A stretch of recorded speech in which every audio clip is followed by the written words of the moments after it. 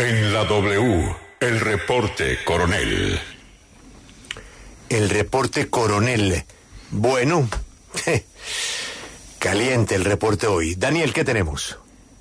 Buenos días, Julio. Este es el reporte coronel de hoy. Tatiana Oliveros es una exfiscal de derechos humanos que fue condenada por sus relaciones con paramilitares y narcotraficantes del Clan del Golfo. La condena era por 21 años, pero terminó pasando solo 10 en la cárcel del Buen Pastor. En ese establecimiento carcelario conoció y se hizo amiga de la senadora Aida Merlano, presa por la operación de compra de votos en Barranquilla. Tatiana Oliveros está implicada en la fuga de la excongresista. El hijo del exfiscal Oliveros, según las pesquisas, llevó la cuerda por la que se descolgó Merlano desde un consultorio odontológico en una inolvidable imagen. Todo esto es como para hacer una película. Sin embargo, lo más revelador aún no se conoce. La exfiscal Tatiana Oliveros declaró ante la Fiscalía General de la Nación que mientras estaba en la cárcel fue contactada por el empresario Julio Gerlain. El octogenario examante de Aida Merlano le pidió que, sin que Aida Merlano se diera cuenta, le suministrara drogas para tranquilizarla, mantenerla controlada e impedir así que declarara contra él y contra otros poderosos miembros de la sociedad barranquillera. Según la exfiscal Oliveros, Gerlain le pagó para que le administrara narcóticos. La frase que según ella Gerlain le dijo fue, comillas, Tatiana, mantén dopada a mi loquita, cierra comillas. La diligencia de imputación de cargos por soborno y falso testimonio contra Julio Gerlain era ayer, pero el empresario no se presentó. Su abogado Jaime Lombana dice que por error se metieron en un vínculo equivocado. Qué pesar, porque por el pretendido error de ellos la audiencia se aplazó y el país se perdió de la declaración de la exfiscal Tatiana Oliveros sobre la presunta participación del potentado Julio Gerlain en el plan de fuga para impedir que la senadora Merlano hablara y lo dejara en evidencia. El multimillonario contratista barranquillero no es el único implicado en la fuga de Aida Merlano.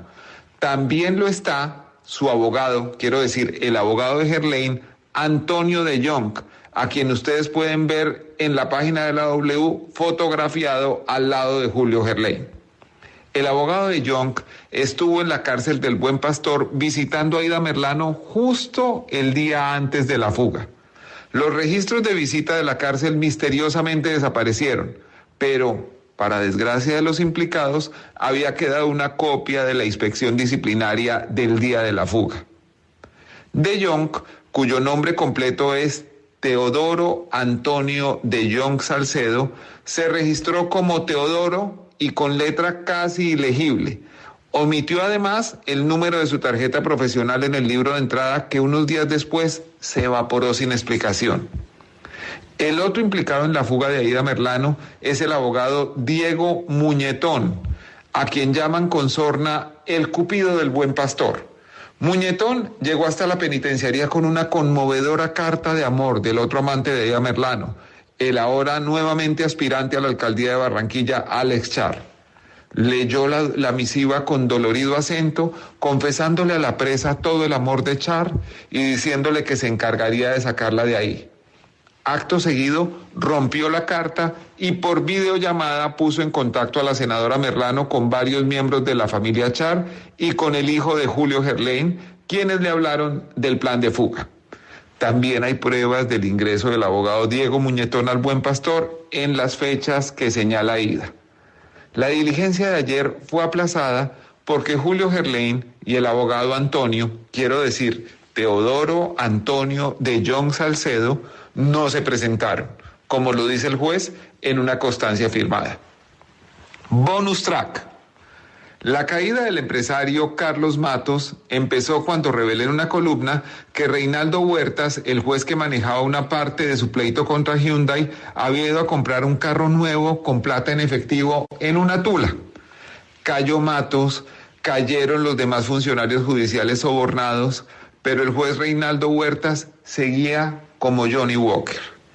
El entonces fiscal Álvaro Betancourt lo imputó por 14 delitos. Eso ocurrió el 21 de noviembre del año pasado. 4 días después, el fiscal fue declarado insubsistente. Pero, como el Cid campeador, ganó la batalla en las últimas horas. De las 14 imputaciones, la Fiscalía logró 14 condenas, 14 de 14.